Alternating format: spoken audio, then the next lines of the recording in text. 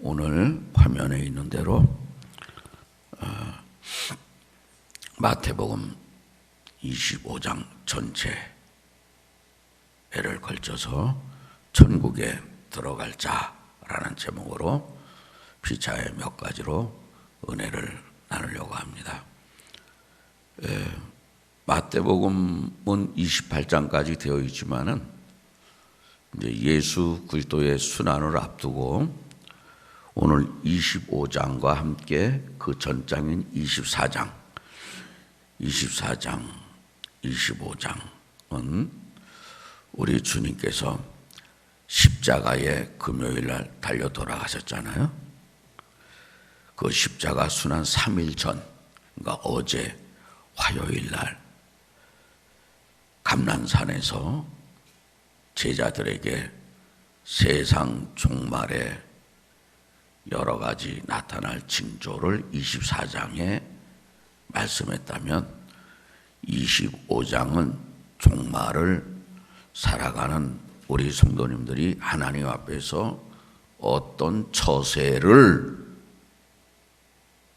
해야 될 것인가 하는 것을 잘 말씀해 주고 있습니다. 오늘은 왜 발자취를 따라가는데 수요일날 없느냐? 수요일날은 주님이 침묵하셨어요. 그래서 그거를 따지실 분은 오늘 천국 가서 물어보세요. 왜 수요일날 침묵하시는가? 저도 몰라. 그거 알려면은 아주 생명을 대가를 치러야 알 수 있어. 그러니까 그래서 어떤 말씀을 증거할까 하다가 내일은 또 목요일날 담임 목사님이 하셔야 되니까 목요일날은 발자취를 따라가고 오늘 저는 어제 금요일날 순환 당하기 전에 3일 전에 감난산에서 제자들에게 주신 종말의 때에 25장 말씀을 지하고 어떻게 우리 성도님들이 처신해야 될 것인가 하는 것을 말씀을 드리려고 합니다. 첫째로 거기 보니까 1절에서 거기 13절에 거기 화면에 있죠. 거기는 열 처녀의 비유가 나오고 두 번째로 14절부터 30절은 달란트의 비유가 나오고 그 다음에 31절부터 46절까지는 양과 염소의 비유인데 이 비유의 결론에 우리 주님이 하시고자 하는 말씀은 뭐냐? 한마디로 신앙생활 잘해서 천국에 들어와라 그 말이에요. 한마디로 신앙생활 잘해서 천국에 너끈히 충분히 들어가는 자들이 되라 하는 말씀인데 오늘 이 세 가지를 짤막하게 말씀을 드리고 마치려고 합니다. 첫째, 열 처녀의 비유. 이 유대인들의 결혼식은 우리 나라와는 좀 달라요. 이때 당시에 이 열 처녀는 신부의 친구들, 들러리, 신랑이 밤중에 오든지 오면은 신랑을 자기 친구된 신부에게 이렇게 길을 안내하는 그러한 자들이 열 처녀예요. 근데 이 열 처녀는 누구를 의미하냐면은 진짜로 신부된 우리 성도님들을 비유해서 말씀했습니다. 그리고 근데 이 열 처녀 중에서 5 처녀는 슬기로운 처녀, 5 처녀는 미련한 처녀인데 왜 주님이 어떤 처녀는 슬기로운 처녀라고 그러고 어떤 처녀는 미련한 처녀라고 그러느냐? 그것은 이 슬기로운 5 처녀는 등만 준비한 것이 아니라 기름도 준비해서 기다렸어요. 그런데 미련한 다섯 처녀는 등만 준비했지 기름인 성령을 준비하지 않았어요. 그러니까 열 처녀가 우리 성도님들을 비유한다고 그랬고 의미한다고 그랬고 기름은 성령을 상징한다고 그랬고 등은 우리 성도님들의 외형적인 그런 신앙의 그 상태를 말하는 거예요. 그러니까 우리가 등이 외형적으로 있다면 그 등이 기능을 하려면은 등을 유지할 수 있는 기름이 공급돼야 돼요. 그런 거로 우리가 예수 그리스도를 믿고 신앙하고 성도라고 하지만은 그건 외형적이지만 그 사람의 신앙을 유지해주는 등을 유지해주는 기름, 성령의 역사가 없는 신앙생활을 하는 사람이 바로 미련한 처녀다. 그래서 슬기로운 처녀는 준비를 했어요. 신랑 올 때까지 기름을 아예 준비해가지고 기다렸어요. 그것처럼 우리도 종말의 때 주님 재림하시는 그날까지 우리는 슬기로운 자와 같이 내 예수 그리스도를 믿고 성도가 됐지만은 이 내 신앙, 나를 계속해서 유지시켜주는 성령께서 역사하는 신앙을 가지고 딱 주님 올 때까지 기다리지 않으면 우리는 천국에 들어갈 수가 없다. 근데 그 기름을 준비한 성도가 어디 있는가? 봤더니 우리 본이 되는 교회 성도들. 오늘 새벽에 나오신 성도님들이 기름, 성령의 역사가 있는 신앙생활을 지금 준비하고 있는 거예요. 그래서 저는 우리 성도님들이 너무 좋아요. 행복하다. 천국은 누가 들어가는 곳이냐? 슬기 있는 자. 쉽지 뭐. 미련한 자는 못 들어가. 미련한 자는 신앙의 겉모습만 있어. 등만 준비해서. 그러나 슬기 있는 처녀는 등과 기름을 준비한 자야. 그 기름은 말씀드렸죠. 내 신앙을 유지시켜주는 성령의 역사가 있는 신앙생활을 하는 자가 기름을 준비한 자. 그 성도님이 누구냐? 한국교회의 신실한 정말 신앙을 유지시켜주는 성령의 역사로 말미암아 나타나는 신앙생활을 하는 성도님들과 우리 성도님들이시다. 그래서 다 세 가지가 천국에 들어갈 자가 누군가를 말하는 거예요. 열전의 비유를 왜 말씀하시고 달란트 비유를 왜 말씀하시고 양과 염소의 비유를 왜 말씀하시느냐? 다 보니까 13절에 내가 너희를 알지 못하노라 하였노라 13절에. 그리고 슬기로운 다섯 처녀들은 4절에 보니까 슬기 있는 자들은 그릇에 기름을 담아 등과 함께 가져갔다.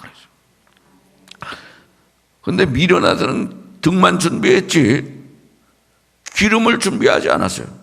신랑이 올 때 이제 이때 당시에 등잔불에다 기름을 뜨는데 신랑을 맞이할 때는 이 기봉 같은 데다가 헝겊을 싸가지고 기름을 찍어서 횃불을 박는데 시간이 가면 기름이 떨어지잖아요. 그러니까 기름을 또 보여. 여기다가 적셔야 돼. 그리고 또 밝혀줘야 돼.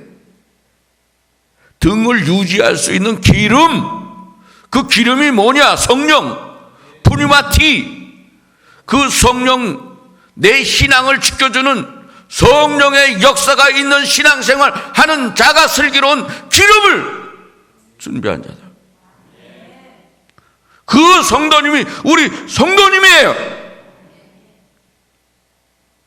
우리 성도님 중에 헛되게 신앙생활 하시는 게 아니에요. 오늘 새벽에 나오신 것도 기름을 준비하는 성령의 역사가 있는 신앙생활 하는 성도님들이시단 말이에요. 그래서 행복한 거, 감사한 거.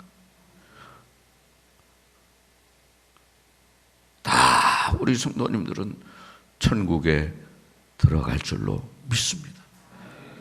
지옥에 가긴 다 틀려서, 뭐 지옥은 함부로 가는 줄 알아? 하나님은 허락하지 않으면 안 가는 거예요. 못 가는 거예요. 두 번째로 달란트의 비유는 뭐냐? 어떤 주인이 사람이 타국에 갈 때 14절에 보니까 그 종들을 불러 자기 소유를 맡긴 것 같아요. 한 달란트는 값어치가 없는 게 아니에요. 20여 년 동안 봉급을 모아야하는 돈이에요. 한 달란트가.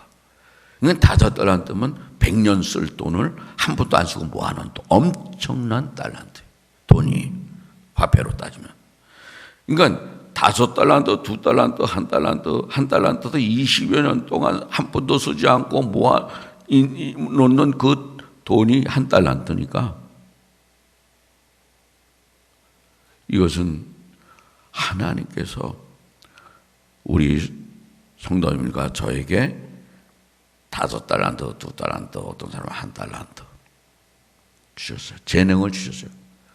그런데 달란트를 많이 받았던 적게 받았던 잘하였도다 착하고 충성된 종아. 그 칭찬을 받은 5달란트 받은 자와 2달란트 받은 자. 장사에서 배를 남겼거든요. 그 1달란트는 그 주인의 마음을 모르는 자야. 주인은 아주 어떤 데서 상처를 받았는지 모르지만 나쁜 사람으로 여겼어. 만약에 주인이 나쁜 사람 같으면은 1달란트 맡겼을 것 같아요? 안 맡겼지. 20여 년 동안 쓸 돈을 모아놓는 그 돈이 1달란트인데 누가 맡겨서 그 종들을 믿었으니까 5달란트, 2달란트, 1달란트 맡긴 거예요. 근데 1달란트는 땅 속에 묻어뒀어. 그래, 당신은 심지 않은 데서 거두고, 뿌리지 않은 데서 거두고, 그러니까 이 주인이 뭐라고 그러냐면 30절에 이 무익한 종을 바깥 어두운 데로 내쫓으라. 거기서 슬피 울며 이를 갈리라 하니라. 바깥 어두운 데가 어디예요? 지옥이지 뭐. 그러니까 열처녀의 비유도 내가 너를 도무지 알지 못한다. 뭐예요? 알지 못하는데 천국에 어떻게 들어가? 못 들어가. 바깥 어두운 데가 천국에 못 들어가. 천국에 들어갈 자가 누구냐? 최선을 다하는 자. 하나님이 우리에게 어떤 달란트를 재능을 주셨든지 간에 있는 거 가지고 최선을 다해서 주의 일에 힘쓰고 최선을 다해서 무사한 일주기로 지내죠. 종말이 가까웠다고 하던 일 다 뺑기치지 말고 지구가 꺼져도 나는 한 그루의 나무를 심겠다. 내일 주님이 오신다고 해도 우리 주님은 질서 없이 자연을 파괴하면서까지도 재림을 안 하시는 거예요.